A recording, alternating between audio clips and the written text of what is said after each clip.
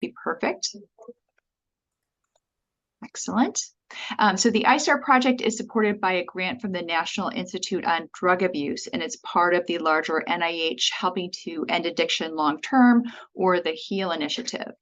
It's also one of several projects that comprise the Consortium on Addiction Recovery Science, or the COARS network.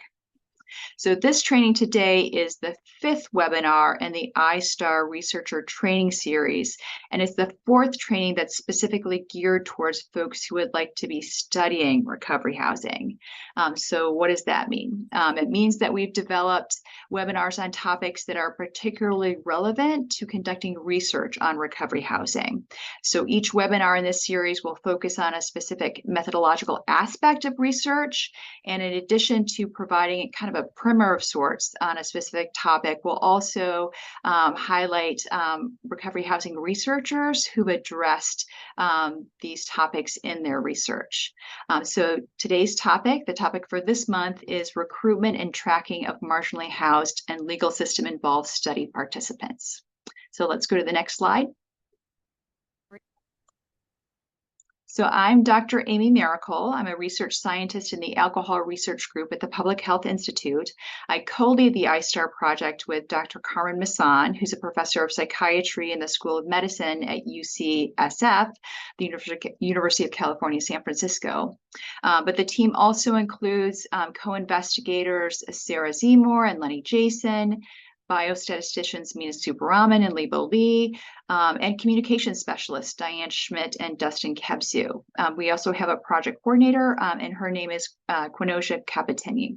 Next slide, please. So the I-STARR project activities are guided by a 17-member advisory board comprised of a diverse group of leaders from across the country.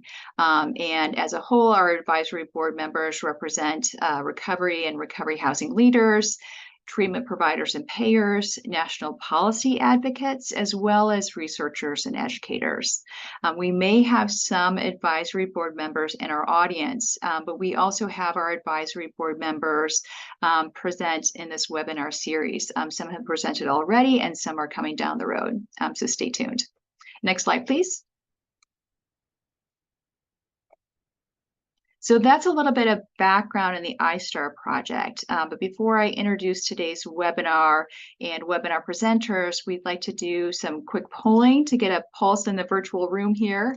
And there are just 4 questions for today's poll. And the 4 questions, the first one is, what best describes your field of study? At what stage are you in your studies in this field? How familiar are you with tracking procedures? And the last one is an open-ended question, which we don't have programmed as part of the poll, and we're hoping that you will just drop into the chat what you're most interested in learning about today. So if we could launch the poll now, that would be perfect. And I'm filling out the poll myself. Since there are actually 3 questions here, you may have to scroll down to answer them all, and Zoom will not let you proceed unless you answer all the questions. So let me just enter my stuff. We'll pause as people are entering theirs.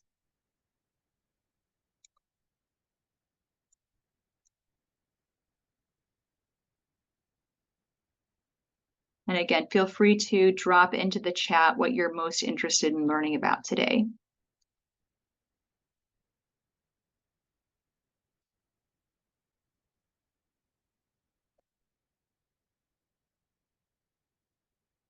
And we will pull up the poll results when we have at least about 75 or 80% of the respondents completing the poll.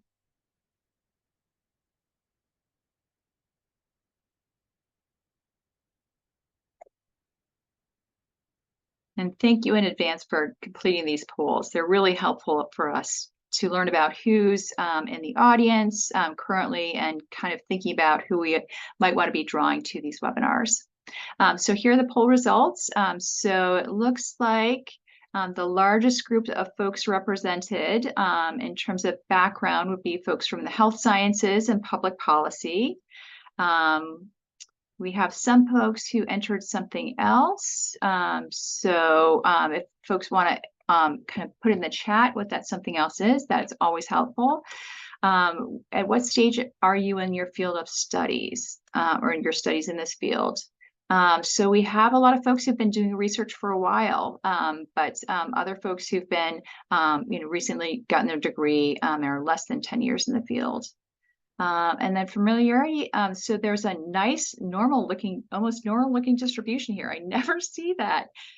So good amount of people in the middle, but it's really nice to see this range here. For folks who are kind of coming to this topic anew, we have, some amazing experts.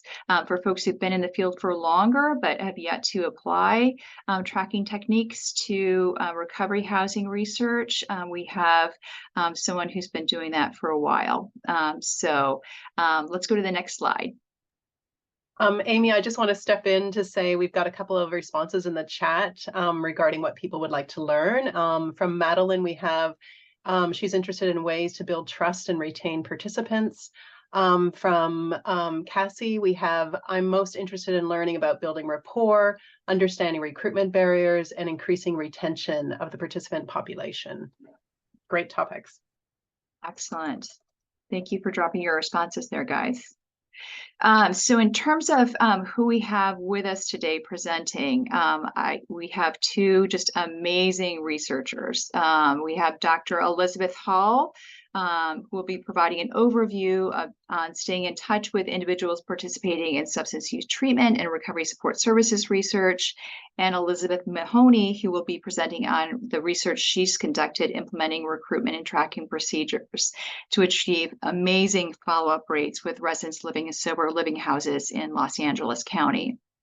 And I have to say that I'm very proud that we're fortunate to have the most impressive Elizabeths in the field presenting today.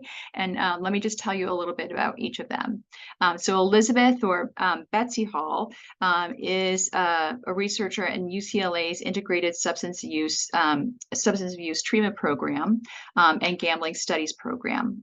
During her more than 25 years of addictions research, Dr. Hall has managed multi-site projects investigating substance use research and authored numerous papers and reports on treatment components and treatment outcomes for those in treatment for mental health, substance use, and gambling disorders. Dr. Hall is currently principal investigator for the independent peer review project that evaluates SAMHSA-funded substance use disorder treatment programs for the California Department of Healthcare Services. Dr. Hall is the lead author of Staying in Touch, a fieldwork manual of tracking procedures for locating substance use in substance use clients and follow-up studies.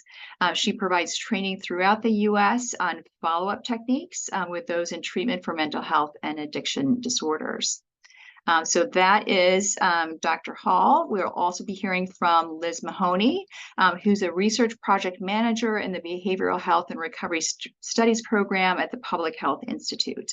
Liz received her undergraduate degree in psychology from Boston College and her master's degree in international disaster psychology from the University of Denver. Ms. Mahoney is currently the project manager for two different sober living house studies, one funded by NIDA and the other by NIAAA, and she previously worked on another project focused on testing and intervention for sober living house residents involved in the criminal legal system. So prior to joining PHI, Liz worked at the University of Pennsylvania Center for Studies of Addiction and Addiction Treatment. And she was the project manager and outpatient research studies coordinator that evaluated the effectiveness of new approaches to treating addiction, including cocaine, nicotine, and alcohol and cannabis and other substance use disorders. So with those very impressive resumes of their work, I want to hand things over to our presenters, starting with Dr. Hall. Okay, well, good morning, everybody. I appreciate that everybody's interest in this.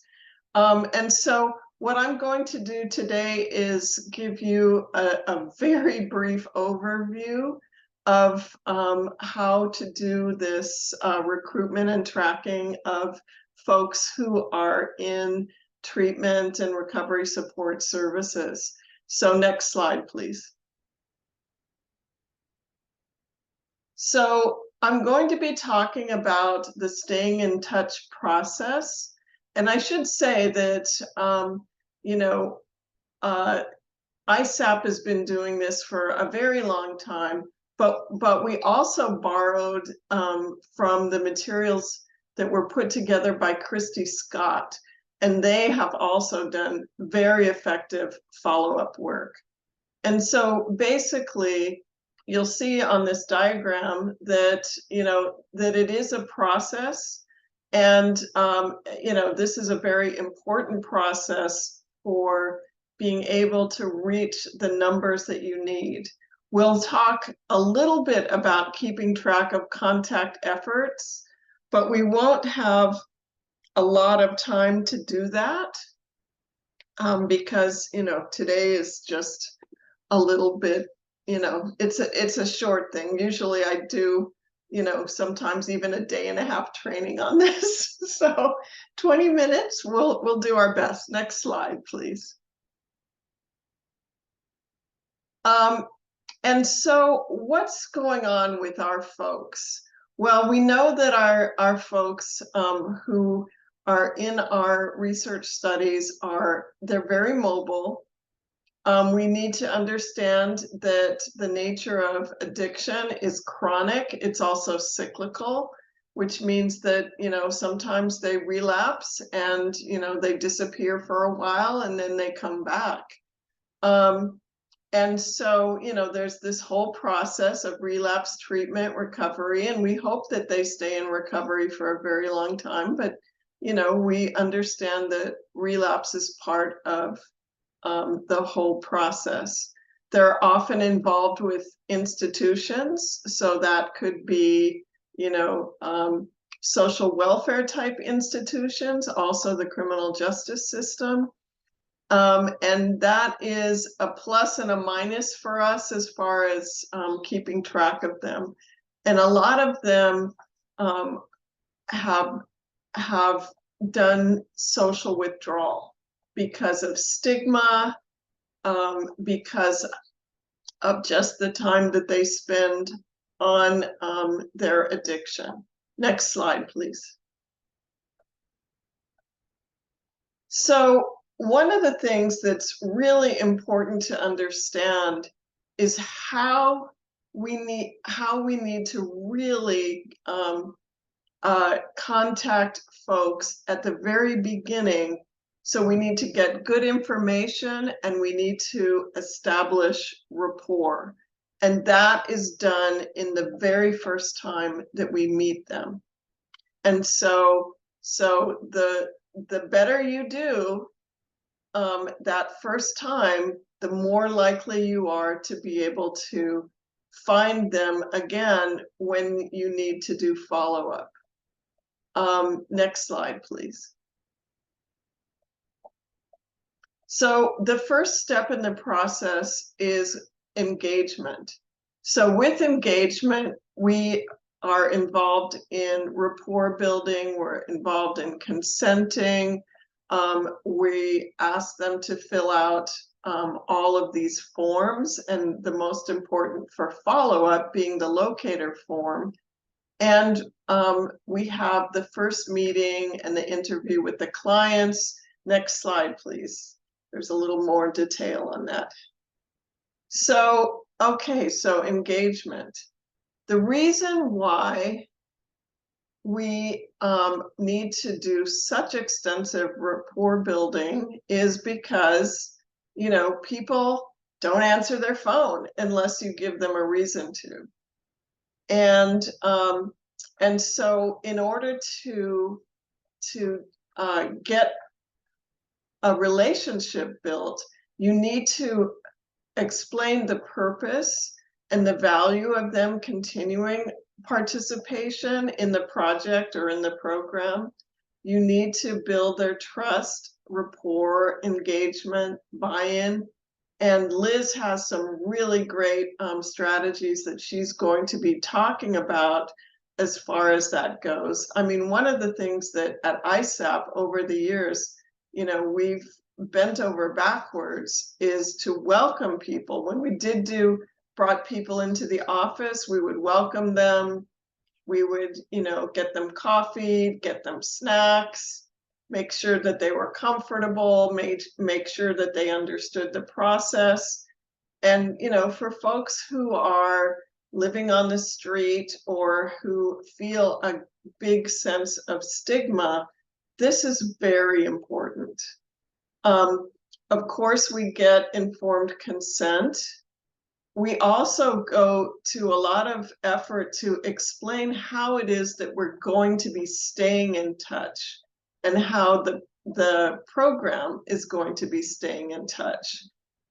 We get release of information for anything that, especially when they are involved with other institutions, if we can do those release of information up ahead of time, that's great. And we provide incentives and explain how the incentive process works. Next slide, please. So we have what is called a locator form, and you will have access to that form in your, when you go to the PDF of the manual, our tracking manual. And so what should go into the locator form? Well, of course, the client's full name, their address. I know with folks who have unstable housing, that's always an issue. Telephone numbers. And then we get the names, addresses, and phone numbers of 3 people who will know where our client is in a year. So we ask them, so who among your friends and family will know for sure where you are? And so, and of course we get the client's mother, because mothers, even though they may not have a solid relationship, mothers, family members, grandmothers keep track of folks. And so we also get a message number or a cell phone number. So for people who have unstable housing, a lot of them have established a message number. Their cell phone number may change quite often, but the message number tends to be more stable. We also get any emails, social media. We get the aliases that they use, like the ones that they use on the street. We get their birth date. And what we do is we try to, after this whole process, we try to check through it and make sure that they have put in as much contact information as possible. And then after rapport is established, we try and get more. So next slide, please. So for homeless clients, there's some additional things that we look for. So we ask them about where they usually hang out. We ask them which shelters they typically use. If they go to a soup kitchen or a restaurant regularly or a library regularly, which ones? Where do they like to buy necessities? So what we find is that the store owners who give credit know the clients and can help us locate them. Where do they get their checks or payments?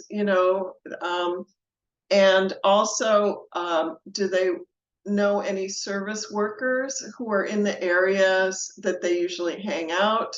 We try and get the agency and the name, and that's where we sign the release. We get them to sign the release of information.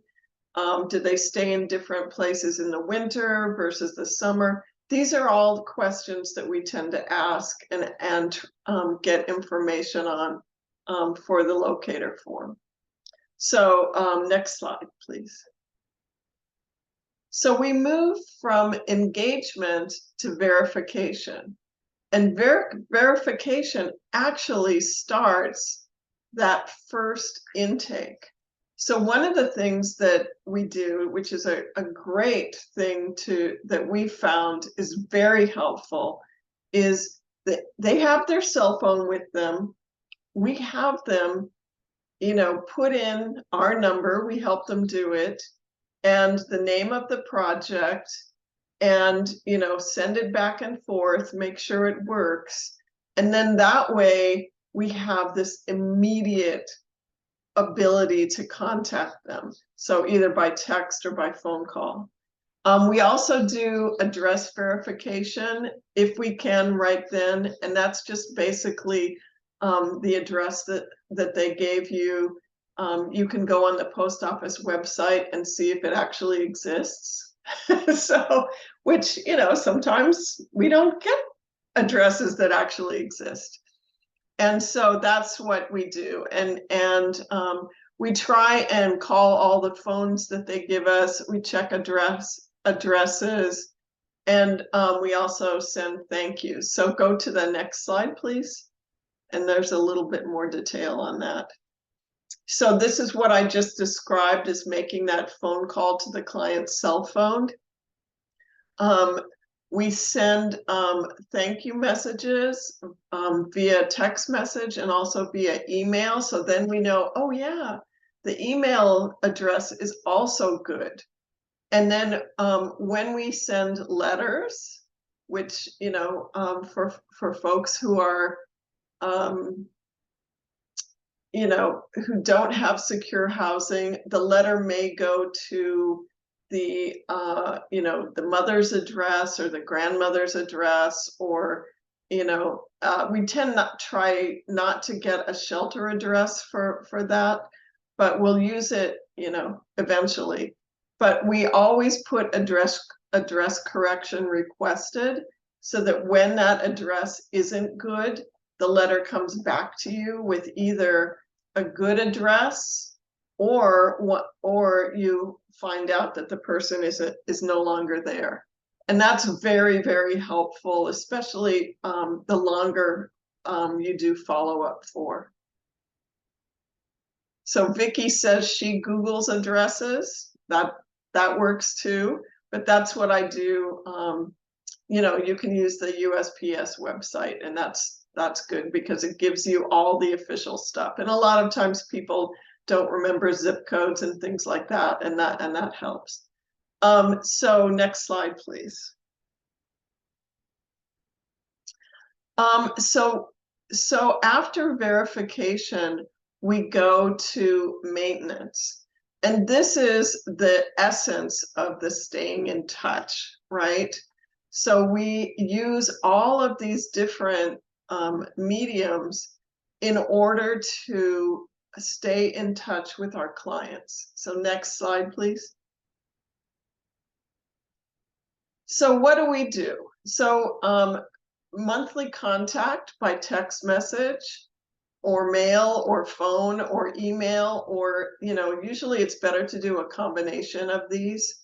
So text message and email is helpful. Mail also, depending on how stable their address is. So, and what we do is we send a health tip or a service tip.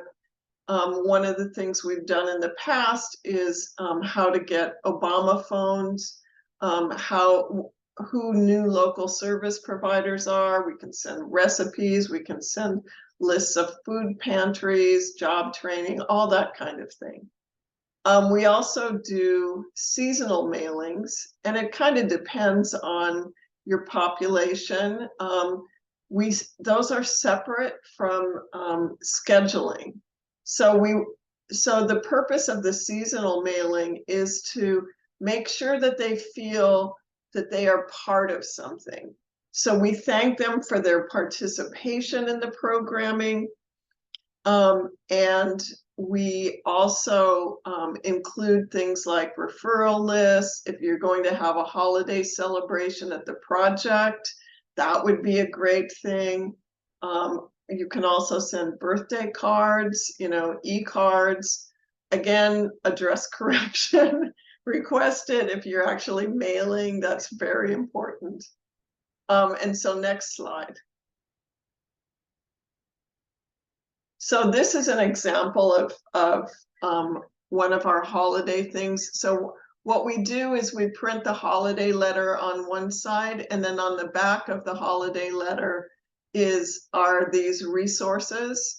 And this is just, sort of basic kinds of resources around Los Angeles that we think that would benefit our participants. Next slide, please. So then we start looking at actually scheduling them. And this is a somewhat involved process. So let's talk about confirmation. Let's see what we have on the next slide. Okay, all right, let's go back. So for confirmation, we send out an advance letters. Oh, sorry about the dog. So we tell them that their next appointment is coming up. We also send them a text message, and we ask them to confirm. So if they confirm, great. That's very, very exciting that they confirm for their next appointment. And so then 1 month before and depending on the length of your project, you can adjust these. 1 month before we do a phone call and a text message, and we can also do an email. 1 week before, we do phone calls and text messages, and 1 day before. So just sort of like if you've experienced that from your doctor's office, you probably get something kind of similar. But for us, it's a very personal outreach to our clients. And but what if you don't get a confirmation? So now let's go to the next slide. So that's when you do outreach, and typically you do outreach even at the earlier stages, but if this is really important to do the outreach here as well. So this is for all the clients that you haven't located. Now those 3 addresses are so important. So you send letters out to all the addresses, you call or text all of the phone numbers, you check social media for your client, you search the web for current contact information. And so basically, if any time during maintenance you get things back that looks like you have not been able to contact that client or that participant, this is the stuff that you need to do. So it's not just at the very end. You are doing this throughout. Anytime that you see a lack of contact, you can call the probation, call the social service agency. You can check with the sister treatment agencies. For folks who are criminal justice involved, this is where doing the jail and prison list is really helpful. And so it used to be, when I first started in Los Angeles, we would have to physically go to the jail and get the printout. And the printout was about this high.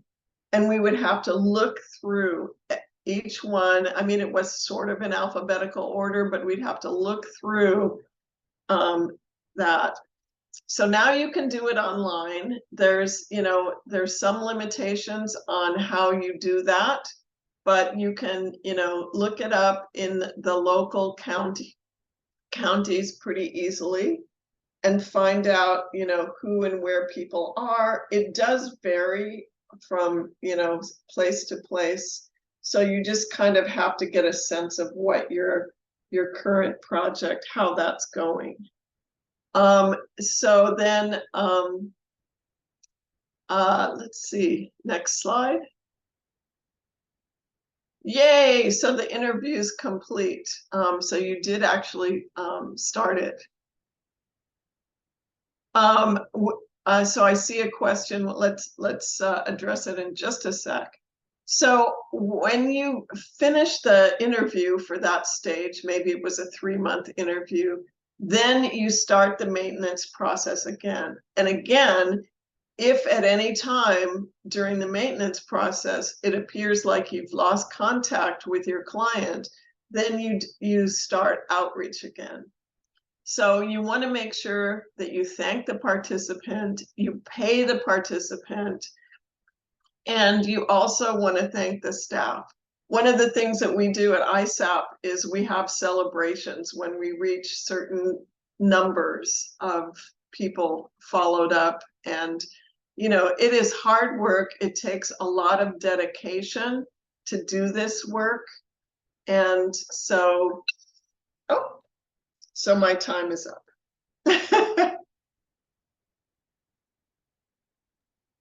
So the next slide, please. Okay, great. All right. Thank you so much. So, all right. So I'm going to be talking about my team's experiences with Dr. Polston's sober living house research studies that we conducted in Los Angeles County. So we use Dr. Hall's, the manual, as a guide for setting up our procedures. Our locator form is only slightly modified version of what's in that manual. We would review the manual throughout the study as a refresher. So I strongly recommend that resource for recruitment and tracking. So next slide, please. All right, so here you can see what we went into these studies hoping for and what ended up happening. So we wanted a minimum follow-up rate of 80%. So a tricky goal with working on sober living research is trying to strike a balance of establishing the rapport so the interviewee feels comfortable to answer all the sensitive questions that you're asking, yet also being neutral. So you do want, if someone relapses, you don't want them to avoid a follow-up interview or reporting any substance abuse if they are trying to please the interviewer. That kind of bias is a concern. So I think knowing that what you're talking about, as far as the questions for people were saying with building trust, I think knowing what you're talking about and feeling comfortable with asking your research questions can also help the interviewee see that you know what you're talking about. Our interviewers, I think, were very key to our success. So these numbers here reflect what we were able to do as a team. I could do a whole other presentation probably on hiring and motivating a research team, but we were also lucky in having the best team, especially with our main interviewers. So Vicky Paulus and Daniel Mendieta. So we reviewed these follow-up numbers here in hard to find cases in a weekly team meeting and always kept a focus on our follow-up rate. So it's a tough balance. You can easily start to focus on wanting to enroll participants, the new participants, but it's really good to prioritize the follow-up. It takes a lot more work, but it's good to focus on that. So that first study there, we had done that with people who are on probation parole. So we got about 87% of them for at least one follow-up interview at 6 or 12 months. The next study there was larger, so we were able to follow up with 90% with it for at least one interview for 6 or 12 months. So that study had the largest N at 557 and fewer inclusion-exclusion criteria. So since that study is a little more generalizable, that's the ones I'm going to be focusing on today. And then the final study, also just to give you a sense of follow-up rates, is the one we're working on right now. We have about 87% that have completed the 6-month follow-up. Next slide, please. So here shows kind of our recruitment process. So the way we do it is in 2 stages. First, we recruit the house, then the residents within those houses. So trying to find good contact information for those houses can be very difficult. So definitely plan for time for tracking down that house information. We also held the focus groups I would recommend with getting feedback on our plan. So one of the things that came up, we were told by the houses with higher fees that we would definitely have a tough time recruiting from their houses, and they were very right. We had a much higher refusal rate with those ones. But if we did have the support of the staff at the house, we had a much easier time recruiting. So fostering those relationships within the house is very key. So before we even approached house, we would review the information just to make sure they were a good fit for the study. The most successful method was stopping by in person, but I would highly recommend trying to contact the house by emailing or calling first. So bring proof that you tried to reach them rather than just showing up. That can upset some people.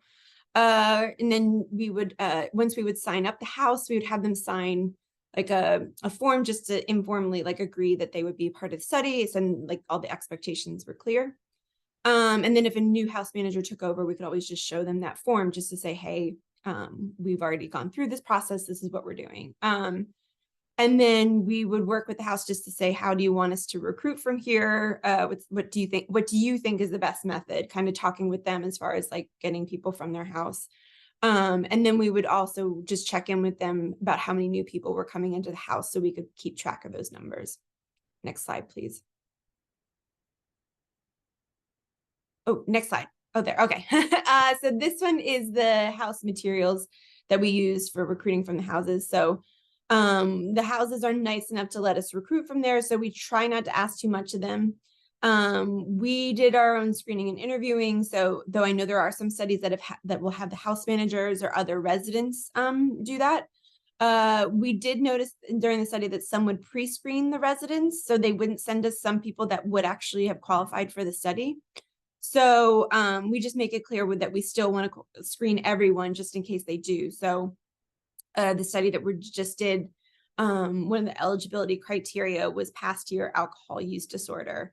And so a lot of house managers thought they were helpful when they were not referring people, because they would have people that were mainly struggling with some other substance, but we would take people if they had other substance use disorders. So there were people that were missing out. And so we had to kind of work with them just to say, just send us whoever you got.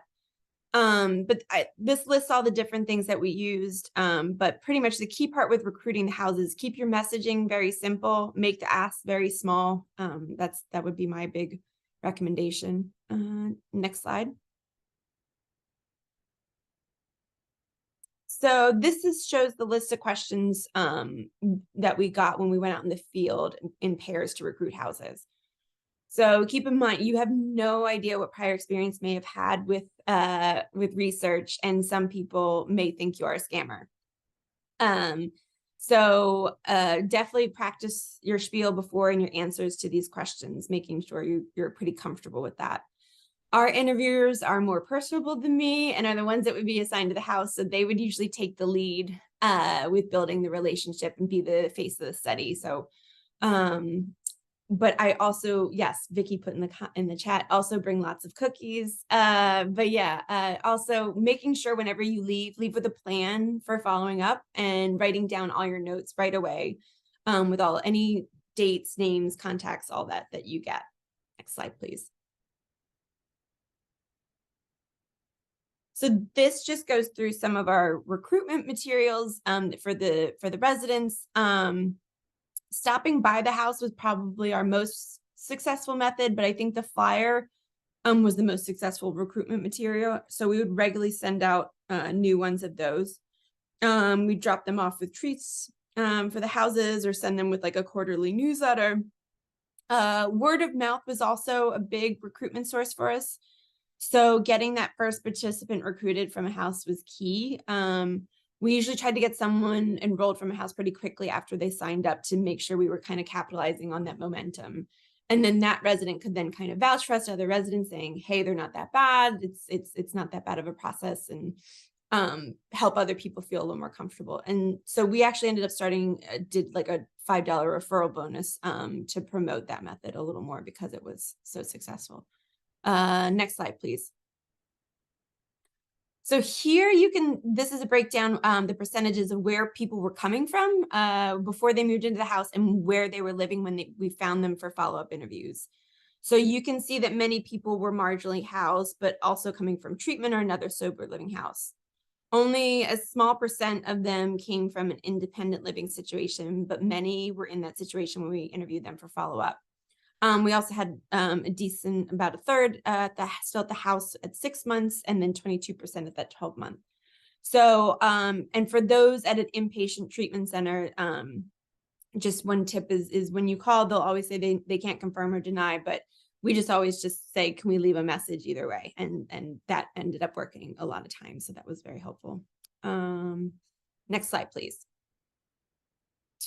Here we have some characteristics that could be relevant when you're trying to track down participants, just to keep in mind. So the first row looks at how many have been unhoused at all in the prior 6 months. So you'll see that a little more than a third are there at the prior to baseline. So keep that in mind when you're collecting locator information. So a lot of the tips that Betsy went through would be really helpful as far as finding out where they hang out or what shelters they usually go to. The next one shows who have access to a car, which is good kind of to keep in mind when you're arranging a location for a follow-up interview. Just trying to set up something that is convenient for them. I think it just shows that you're being mindful of their time. And then it goes through how many have been absent in the prior 30 days. So you can see how a lot of these people are newly abstinent. And then the next row shows how many reported any use for the 5 days prior to the interview. So you also want to keep in mind some people might be in withdrawal or experiencing some kind of lingering effects of substances that could impact like their cognition or their affect. So keep that in mind. I know the study interviewers would report how like so many of the people seem so different between the first and follow-up interviews. You can also see the % involved with the legal system there. So that'll give you a sense of if you asking their contact information for parole or probation.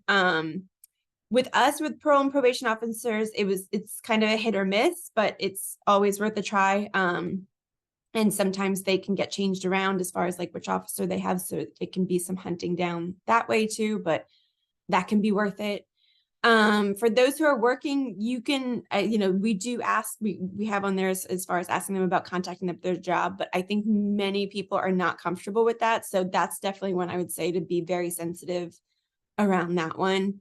But it's also good to keep in mind with those people who have evening and weekend appointments available to accommodate their schedules. You can also see a little over half of them have a sponsor at baseline. So that's another good possible locator for them.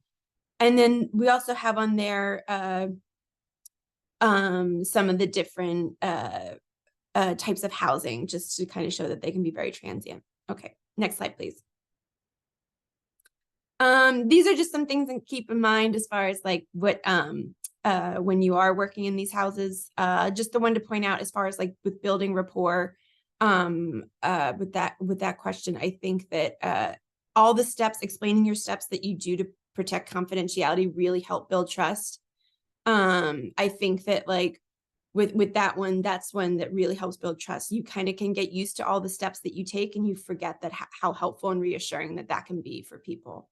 Next slide, please. And so these are some of the challenges that we face. There's really no good resource for finding out how someone passed away. So for that one, we mostly would just try and Google, but mostly it would be from family or Facebook posting we would end up finding out. I would say with this, the biggest challenge is kind of when one participant told me when I asked for locators, if I wanted to disappear, I could. So some people, sometimes, as Betsy had said, it is cyclical. Some people just don't want to be found. But what we always say is like, it's good to have as many messages as possible waiting for them if they ever decide that they do want to come back around. Okay, next slide, please. These are our successful strategies. A lot of it kind of mirrors what Betsy had talked about, and texting is definitely the best way to stay in touch. And we would definitely, have our weekly meetings to kind of go through and brainstorm and pass around. Sometimes even just a new phone number, a new voice, you never know, you could get someone in a good mood that day to actually get them to answer. And I would also recommend make sure you note the final method that worked for you so you know for next time. And then so put that also maybe even having that at the end of your survey, even building it in. And then it can then lead into a good follow-up question to ask about any possible additional locators for next time. Next slide, please.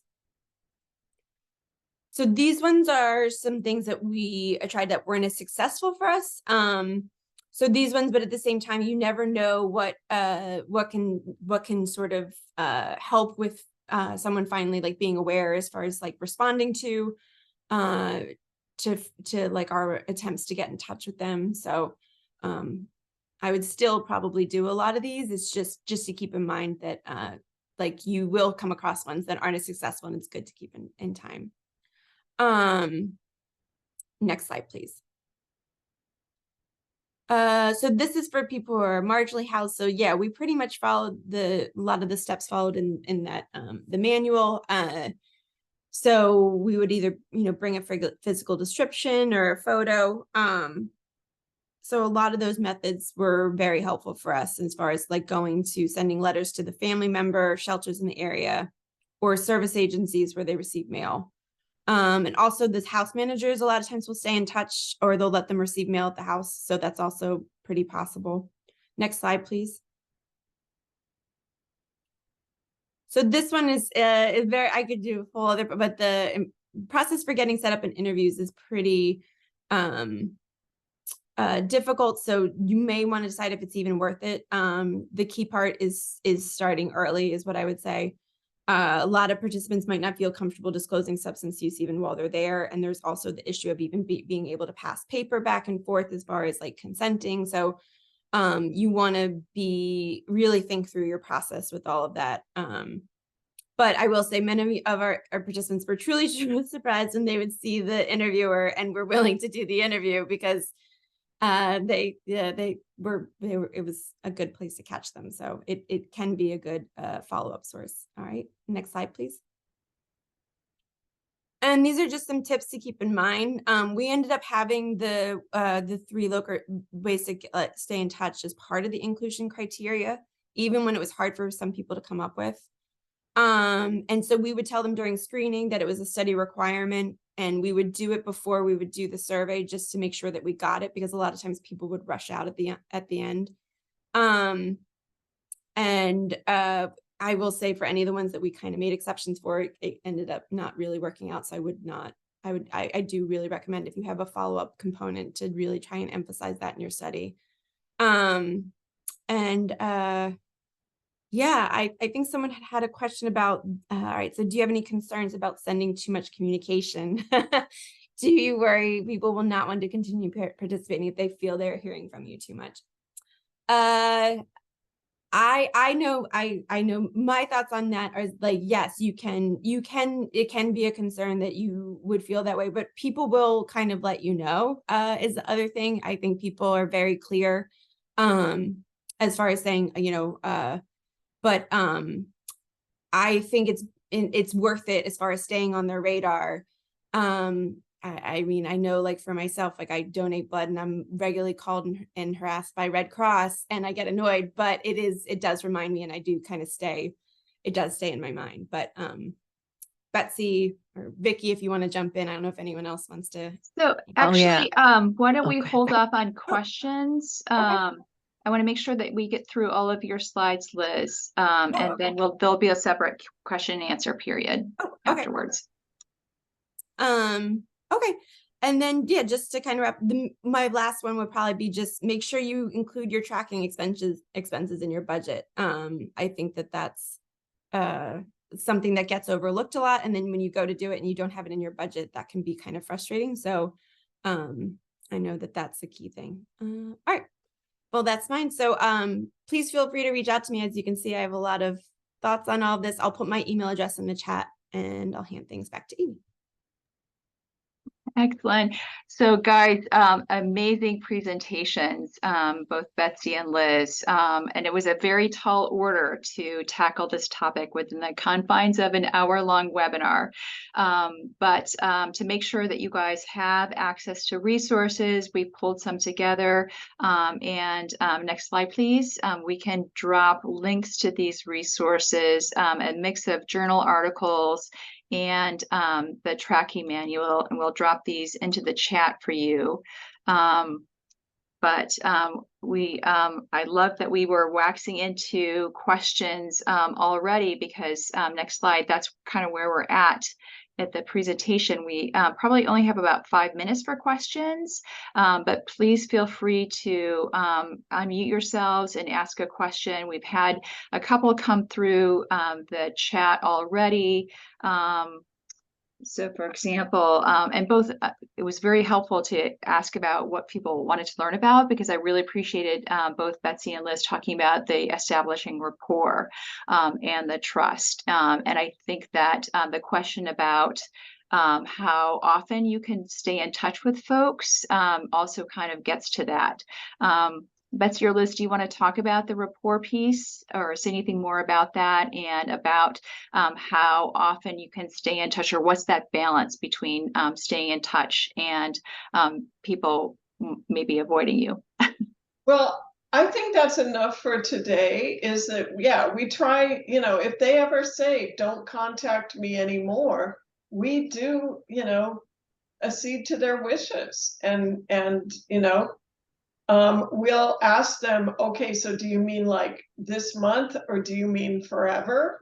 And, we try and keep them in the study. But if they ever say, no, I don't want to participate anymore, we're very clear with all of our, follow-up folks that, that wish, we need to follow. And so I wanted to get to this question by Doris Wayland about, will those agencies readily disclose that information? Now, this is kind of interesting, because this is where there's 2 ways of doing it. One is, as Liz discussed, is arranging with the agencies ahead of time. So if you have a lot of folks who are have criminal justice involvement, then like what we do is we go, before the study even starts, we contact, the jail administration and get an approval letter for our study. And that gives us access to the attorney room so that we can do private interviews at the jail. And then also regarding payment, so depending on what system they're in, you can pay or not pay. Some folks will ask that you don't actually put money on their books, and that you send it to a relative outside of jail. And so you have to, sort of work out whether you're allowed to do that or not. And then what about other agencies, like other social service kind of agencies? Any agency that you think that you're going to be working with a lot, that they have a lot of contact with, it's worthwhile to try and establish some kind of official, working agreement with that agency. But also you can just call. If they tell you my parole officer is so-and-so, sometimes they even give you that parole officer's phone number. I've done a lot of personal calls to the parole officers and explained, that they're in the study, that, they have, permission to provide us with information, or that can I send a letter to you so that you can give it to them the next time you see them. And so that's the sort of thing that we do. Liz may have another approach. No, I mean, I don't know. That we follow the same, where we have a release of information that we have them signed, that we can show to people, or that we are like, they did give us permission to talk about. But I think kind of also sending the letter is good, because then they don't have to remember as much, and it's just a physical thing that is a good reminder, and they can. But yeah, a lot of times it's just sending a letter for them to pass on. So. And this is, it's going to be especially important for substance use disorder treatment programs, for example, opiate treatment programs, where, they're getting treatment and confidentiality is key. And so you want to have that release of information form, right, from people. I think this is an excellent talk. I do want to also stress the importance of budgeting and making sure that you have in your budget, like you said, Liz, Yes. resources in there for local travel when you do on the ground tracking. We in previous studies have provided small incentives for verification of mailing addresses. So if you sent a postcard to somebody and then they call you back and they confirm that their mailing address hasn't changed, their telephone number hasn't changed, then they get a $5 incentive giving you that information. So you want a budget for that.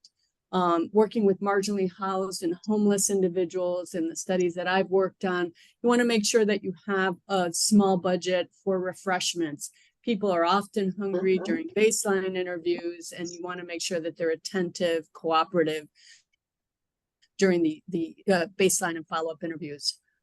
So those are some of the tips that I can share that, you know, I've have experience with in research as well.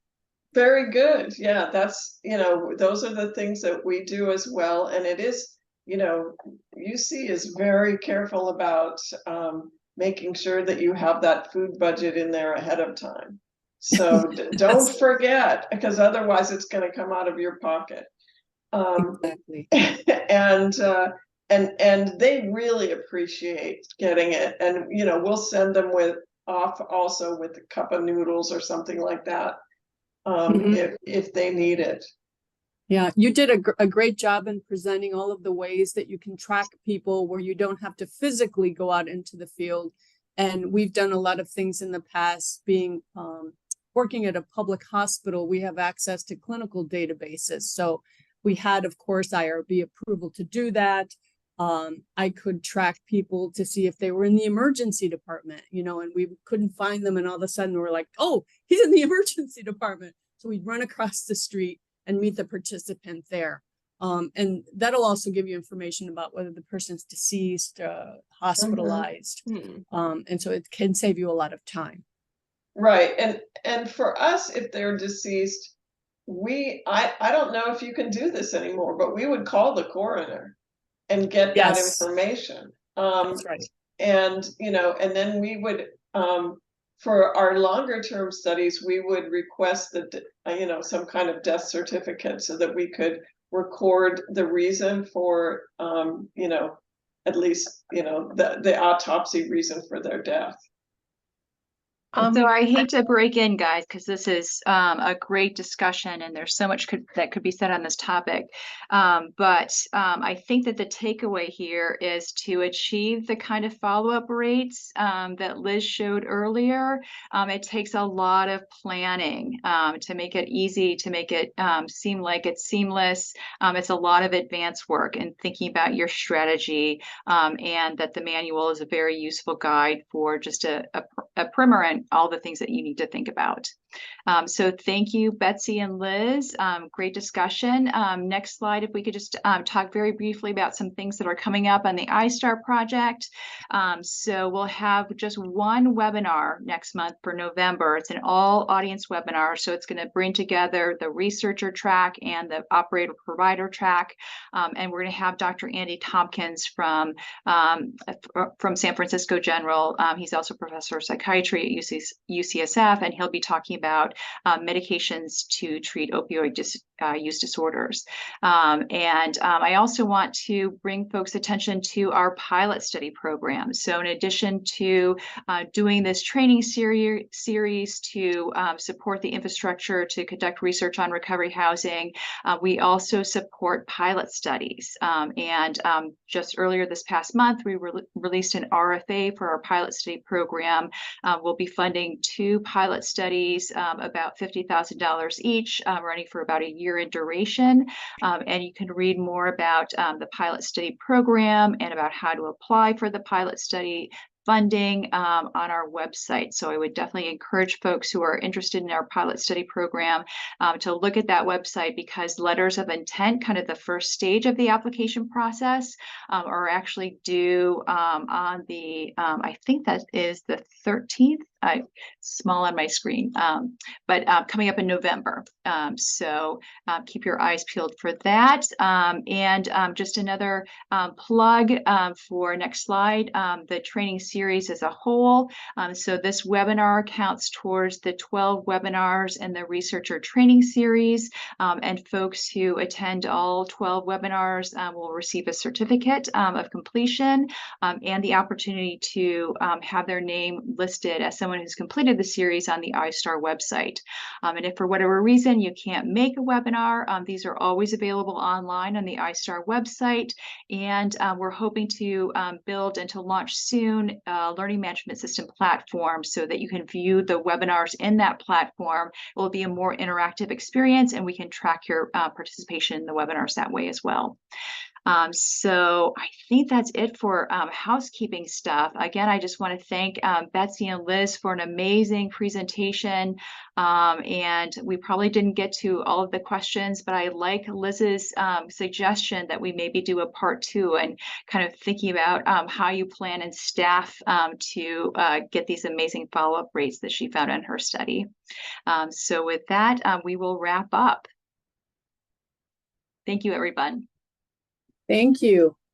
Thank you.